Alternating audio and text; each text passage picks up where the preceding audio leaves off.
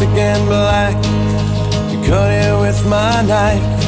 And it's been 4 months, maybe more, since I've seen my pretty wife. I pray I'm home before too long. It's probably just a dream to meet my newborn son, who's waiting there for me. Every day is longer than the one that came before, carving earth and moving rock until my body can take no more. 200 miles ahead to reach that Carolina line. Gotta get that cold Spartan burn from the old Virginia mine. Good Lord willing, and the creek don't rise, I'll make it to see my next sunrise. And I'll be home by Christmas time, if the Clinchfield rail gets through.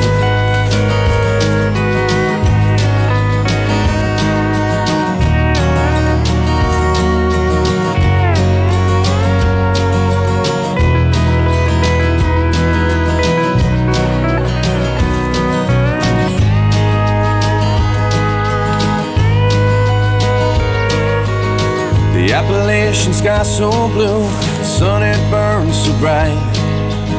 We sit around the campfire singing lonely songs at night. But each night there's one more missing who didn't last the day, falling to their deaths, someone else keeping their pay. They're buried in silent graves beneath 80 feet of film. They gave their lives to make a living, and now they never will. Still 100 miles ahead to reach that Carolina line. Gotta get that cold Spartan burn from the old Virginia mine. Good Lord willing, and the creek don't rise, I'll make it to see my next sunrise. And I'll be home by Christmas time, if the Clinchfield rail gets through.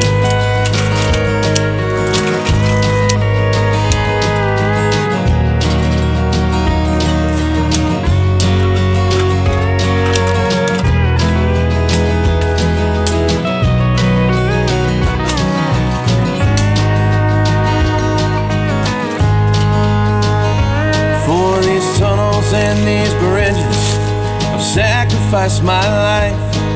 And it's been 4 years or maybe more since I've seen my pretty wife. The boomtown starts to look the same as we drive on through these hills, through the black country land with black diamonds and smoke from moonshine stills.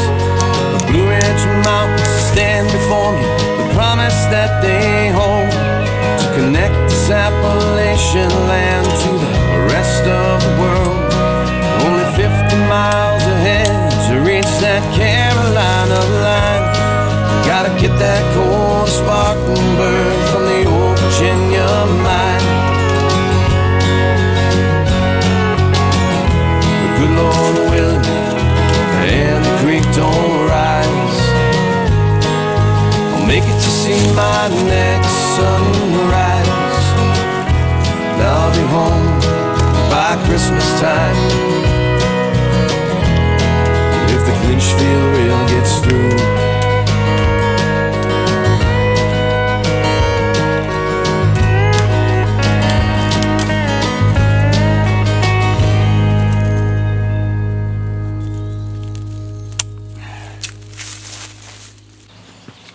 So to bring you guys up to speed, about this time last week, Wranglerstar had posted a video about just kind of cleaning up house, taking care of projects that were left undone, and trying to get, things in life in order. And he was going to spend the next 7 days doing that, and he invited anybody else to join him in it.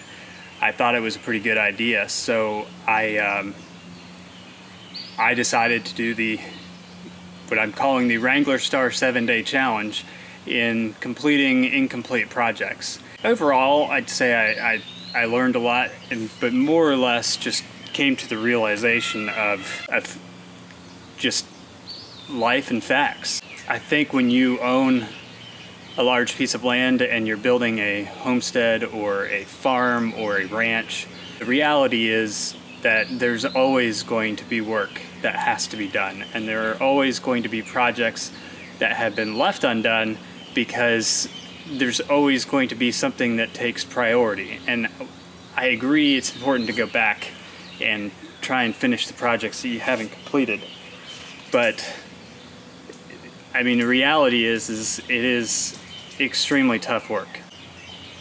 I think a lot of people view the glamour of having a family homestead that's been in the family for generations, and they want to start that for their family, especially millennials, because it seems like for several generations that is something that we wavered from, and then now you have people who feel like they're losing their purpose. It's very easy to go and live in an apartment above retail and just enjoy the entertainments of life and forget about establishing something for yourself and your family. A lot of folks have lost touch with how much work that actually entails and why it is something to be so proud of if you can accomplish it. And not everybody, I'm realizing, is cut out for it. You've got to sacrifice a lot of things to build your future. I would argue that wealth and the material things aren't nearly as important as building and creating something that means more than just a new car or a new toy of some sort. So for me, I feel like what we're doing is very important in my life's journey, but it's not important in everybody's life's journey. And a lot of people can't handle the downside of always having something to do. And that downside is just the stress and the pressure of the fact that you have things that you have to maintain, you have projects you have to complete. They're never, ever going to go away on a property like this. It's just, that's the reality of it. If you're thinking that this type of life means moving out here and having luxury comforts and being able to sit back and relax, it's not how it works. Things grow. There are other living creatures out here that need attention. Something that happened this week really kind of changed the whole, well, it was a big game changer for us. Something unexpected came to our property that needed a lot of attention. We didn't have the right resources in place immediately to provide it the attention that it needs, and so we've had to change course again and focus on making sure that everything is in place for that new situation. It's not something you could just put out and leave and walk away from while you go complete other tasks. Now, that said, it involved fixing our fence lines, which is something we have been putting off. But part of the reason why we've been putting it off is because we don't want the fence lines that we have. We want to build newer fences that could retain bison. And this isn't really that much different, but it's something that we have to do right now. And so we are basically, we've spent the rest of our week just repairing fence lines, and I'll probably be spending a good bit of time here repairing fence lines. I've probably only made it, I'd say we've got about 1,000 feet out of 3,300 feet that's actually semi-suitable. So this is now an ongoing project, and we had to once again put off completing some of those other projects. Definitely this life is not something that is for everybody.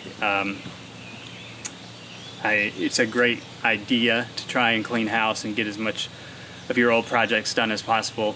I think I mentioned in an earlier video, to a certain extent, we've done that a couple times this year where we've had week rushes of just focusing on getting things done before we move on to something else. And a lot of those have been spurred by different things, but for whatever reason, we always end up back in the same position at some point along that way. Before we're able to complete all of our undone projects, we end up back where we are working on something new again. And this time it really wasn't anything we planned for or could have avoided. It literally just wandered onto us. So keeping safety in mind of others and protecting the situation, we have changed course from some of the projects that I wanted to do, and we're just working on fence lines and trying to get these pastures into reasonable condition to continue working. It's actually kind of funny, this situation occurred as I was mowing down our fields the other day, and so it's almost one of those things where you kind of wonder if the way that you're being led is partly to go in the direction of a higher plan, because when I decided to work on the pastures, I had no idea the situation that was about to occur, but it did, and luckily I had already started on the weeds. Now it's a matter of finishing the weeds and finishing the fence, but I definitely would not be discouraged if you tried to take some time to finish unfinished projects and it didn't work out. I wouldn't be discouraged about having a lot of projects, a lot of things to do. If you're feeling like you are a slave to your property, clearly, when you own something this size or bigger, or even just 5 acres, it can definitely enslave you. It definitely takes a lot of work, but I wouldn't view it as slavery. I would view it as an investment, and it's an investment that's not just a monetary investment. It's an investment for your family.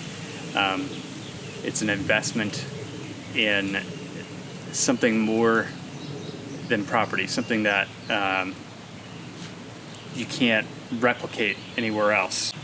So I'll be enjoying these beautiful days working on fence lines. I may put out another video on repairing fences, mainly focusing on fencing pliers, because these tools are extremely useful.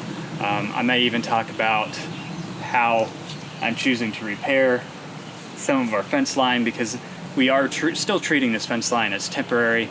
We just need it to be secure enough to retain a very large temperamental creature. So that is currently where we are.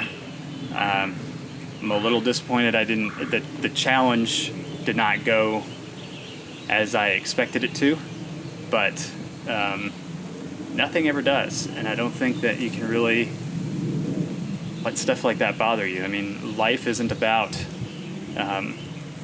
how organized and perfect you can make it. It's really about the complications and challenges and what you learn from them. So I am grateful for just about every obstacle that comes in our direction, good or bad, and I'm always grateful for the lessons I learned from them.